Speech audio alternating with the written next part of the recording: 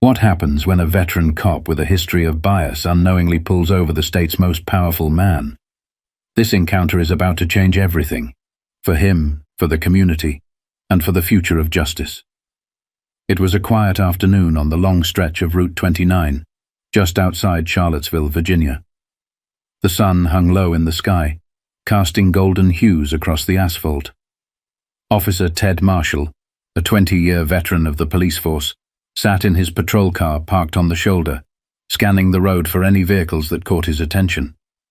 Marshall was known in the area for his no-nonsense attitude, and, though never officially acknowledged, his frequent targeting of black drivers. He spotted a sleek black SUV approaching in the distance, moving just a hair over the speed limit. Marshall's lips curled into a slight smirk as he reached for the siren. "Gotcha," he muttered under his breath. The SUV slowed obediently, pulling over to the side of the road. The driver rolled down his window as Marshall approached. He was a young black man, dressed sharply in a tailored suit, with an air of confidence that was impossible to miss. His calm expression didn't falter as Marshall leaned in. "License and registration," Marshall barked, his tone sharp, his posture imposing. The young man handed over his documents without hesitation, offering a polite nod. Marshall scrutinized the license, though it was clear the documents were in order. Still, he wasn't satisfied. "Do you know why I pulled you over?" Marshall asked, his voice tinged with a hint of condescension. "I assume you'll tell me," the man replied evenly, his tone respectful but firm. Marshall frowned, clearly irked by the lack of nervousness. "You were speeding," he declared, though the accusation felt thin, even to him. "Step out of the vehicle, please." The man's eyebrows lifted slightly, but he complied, stepping out with measured grace. He stood tall, meeting Marshall's gaze without fear or defiance. "What brings you to this area?" Marshall pressed, circling the vehicle as though looking for a reason to escalate the situation. "Work," the man replied simply, folding his hands in front of him. Marshall's suspicion only deepened, fueled not by anything tangible but by his own biases. The officer leaned in, trying to rattle the man. "You seem awfully calm for someone who just got pulled over. Got something to hide?" The young man smiled faintly, but his eyes held steady. "No, officer. Do you?" Marshall's face hardened, the words striking a nerve. He straightened up, looming over the man, trying to assert control. But for the first time in a long time, Marshall felt a flicker of unease, not because of what the man had done, but because of how unshakable he seemed. What started as an ordinary traffic stop was about to take a turn no one could have predicted. One that would leave Marshall questioning everything he thought he knew about power, respect, and justice. Marshall's irritation grew as he walked around the SUV, peering through the windows with exaggerated scrutiny. He tapped the back of the car with his flashlight, though it was still daylight. It was a subtle, almost habitual move, a way to leave a trace of his presence. "Open the trunk," Marshall ordered. The man hesitated for a brief moment, just enough to make the officer's suspicions flare. "Is there a problem with my documents?" the man asked, his voice still calm, though now tinged with a hint of curiosity. "You seem awfully concerned with my questions," Marshall snapped back. "Just open the trunk." The man sighed softly but complied, walking to the back of the car and opening it with a press of a button. Inside there was nothing but a neatly packed leather briefcase and a small duffel bag. Marshall rummaged through the contents of the bag with little care, unfolding neatly pressed shirts and rifling through personal items. "Traveling for work, huh? What kind of work needs a wardrobe like this?" The man leaned against the car, arms crossed but relaxed. "The kind where appearances matter. Should I be concerned about the way you're handling my things?"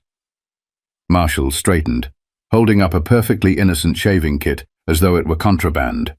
He was digging for something, anything, but the man remained unfazed. That composure only fueled Marshall's frustration. "You're awfully bold for someone pulled over on my highway," Marshall sneered. "Your highway?" The man tilted his head, his tone carrying a subtle challenge. I didn't realize Route 29 was privately owned. Marshall stepped closer, now toe-to-toe with the man, hoping to intimidate him. You've got a smart mouth on you. That might not work out so well for you. The man held his ground. Officer, he said, his voice suddenly lower, more serious. Are you sure you want to keep going down this path? Marshall scoffed. Is that a threat? No, the man replied, shaking his head slightly. It's a question. Before Marshall could respond, a car slowed as it passed, the occupants clearly observing the scene. A pair of children in the back seat pressed their faces to the glass, their eyes wide with curiosity. Marshall shifted uncomfortably, suddenly aware of the optics. You can stop with the theatrics, the man said, his voice calm but firm. I'm not who you think I am, and you're about to find that out. Marshall's mouth opened, ready to fire back, but the words stuck. Something in the man's tone gave him pause, though his pride wouldn't let him admit it. He turned abruptly and began typing the man's information into his patrol car's computer. The results popped up instantly, and Marshall froze. The man wasn't just a citizen passing through. His name was Elijah Porter, the newly elected governor of Virginia. Marshall blinked at the screen, his pulse quickening. He stared at the man through the windshield, trying to process what this meant. Elijah had stepped back toward his car, leaning casually against the driver's door. When Marshall didn't move, Elijah finally spoke. I take it you've figured it out by now. Marshall climbed out of his vehicle, his movements stiff and awkward. The confidence he exuded earlier had drained from his posture. Governor Porter, he stammered, his tone shifting to something resembling respect. Elijah pushed off the car and approached Marshall, his expression unreadable. What now, Officer Marshall? The power dynamics had shifted, but the question remained, what would Elijah do with this moment of revelation? Marshall swallowed hard, the weight of the moment pressing down on him. He had been caught in his own bias, his own assumption that the man standing before him could be intimidated and belittled. But this was no ordinary citizen. This was the governor, the highest-ranking official in the state, and Marshall had just humiliated himself. Elijah, however, didn't seem angry. He studied Marshall with a calm intensity, as if deciding what to do next. The silence stretched, each second more unbearable for the officer. Finally, Elijah spoke. Let's talk about what just happened, he said, his voice steady but pointed. I complied with every request you made. My documents are in order. I broke no laws. And yet, here we are. Tell me why. Marshall opened his mouth but found he had no answer. At least not one he could give. He shifted uncomfortably, gripping his belt like it was a lifeline. I was just doing my job, he muttered, though even he didn't believe it. Elijah's eyebrows lifted slightly, his expression almost pitying. Your job? Is that what you call this? He gestured toward the open trunk and the contents that had been carelessly tossed aside. Tell me, Officer Marshall, do you pull over every car like this? Or just the ones where the driver looks like me? Marshall's face reddened, but he couldn't deny the truth. He looked down, avoiding Elijah's gaze. I didn't know who you were, he admitted quietly. Exactly, Elijah said, his tone sharpening. You didn't know who I was, but you assumed I was someone you could treat like this. Someone you could dismiss, humiliate, maybe even intimidate. And why? Because of the way I look?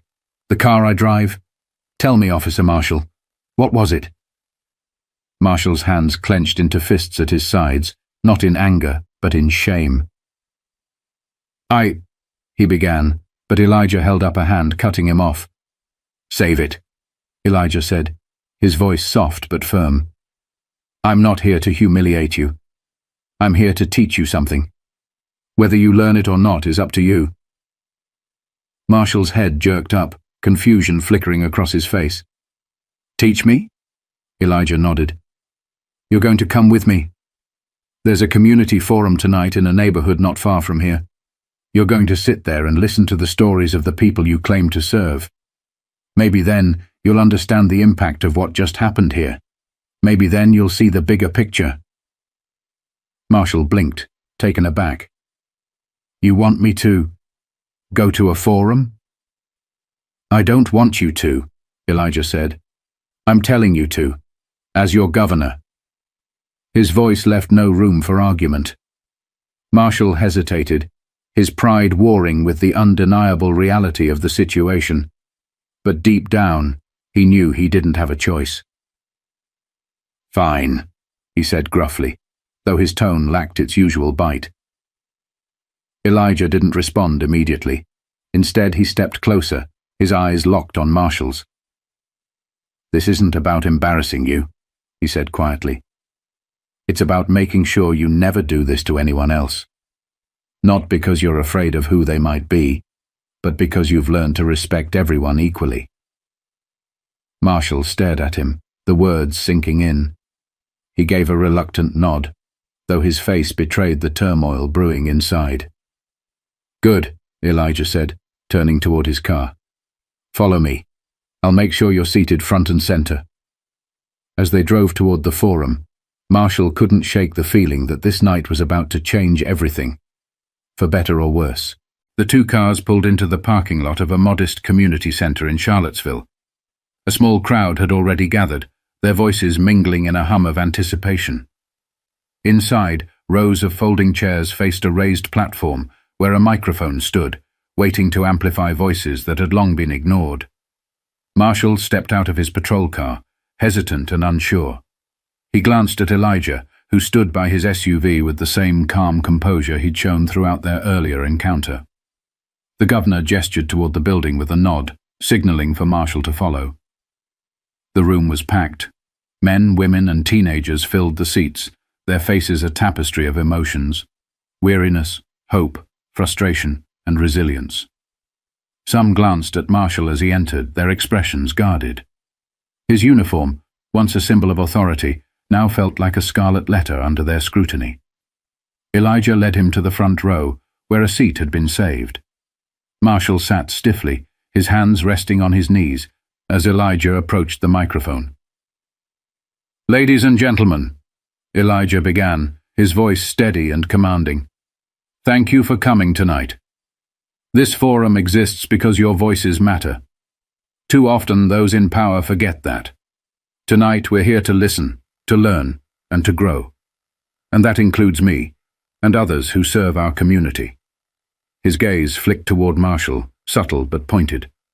The room buzzed with murmurs, and then the first speaker stepped forward. She was a middle-aged woman with tired eyes and a voice that trembled as she began. My son was pulled over last year, she said. He was 17, just got his driver's license. The officer said his taillight was out, but we checked it the next day. It wasn't. Her voice broke. He was so scared. He called me from the car, whispering, afraid to even reach for his license. Marshall shifted in his seat, his discomfort palpable. He wanted to look away, but the weight of her words anchored his gaze. Speaker after speaker followed. A young man recounted being frisked while walking home from work because he fit a description.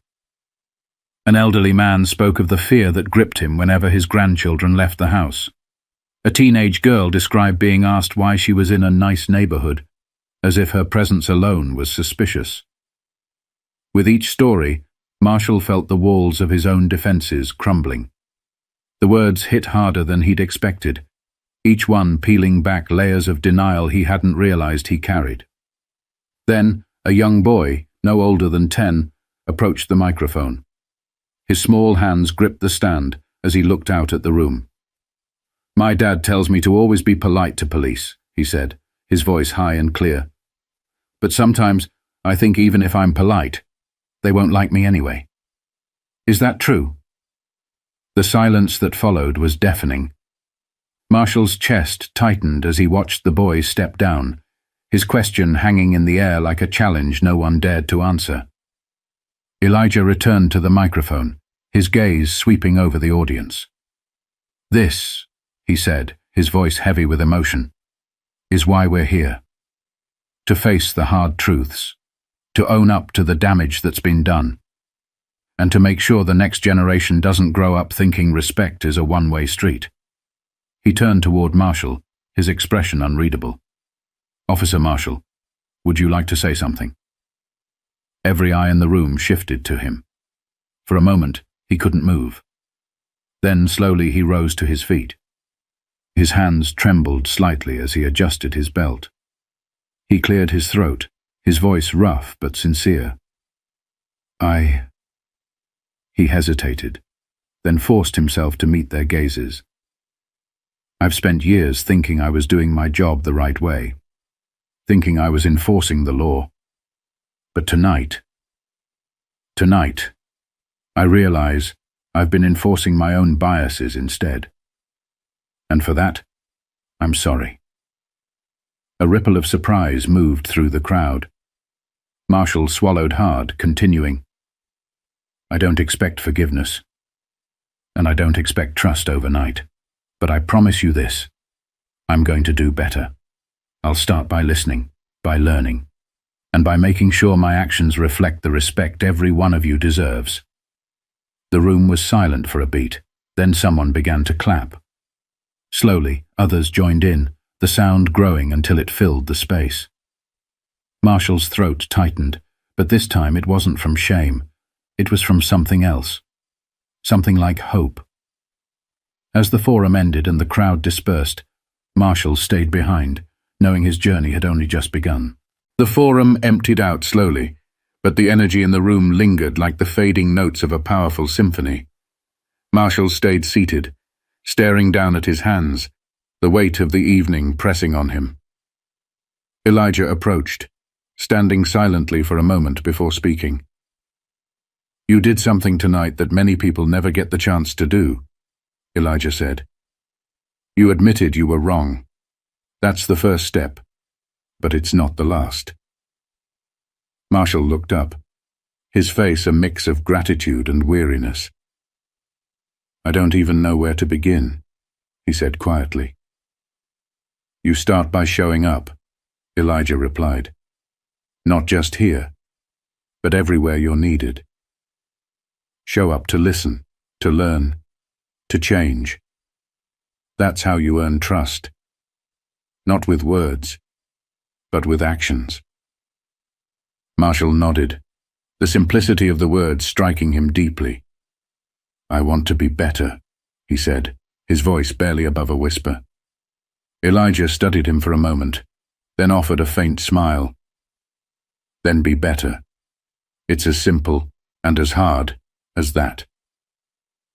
As they walked out of the building, Marshall felt lighter, though the path ahead still seemed daunting.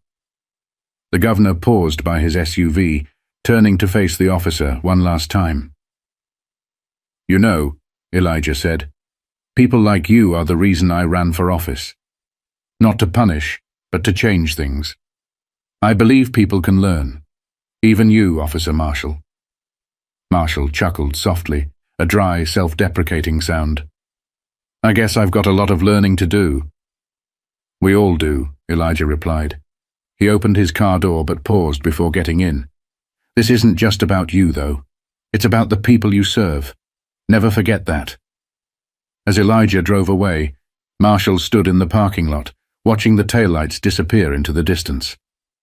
For the first time in years, he didn't feel like a man enforcing the law. He felt like a man learning to understand it.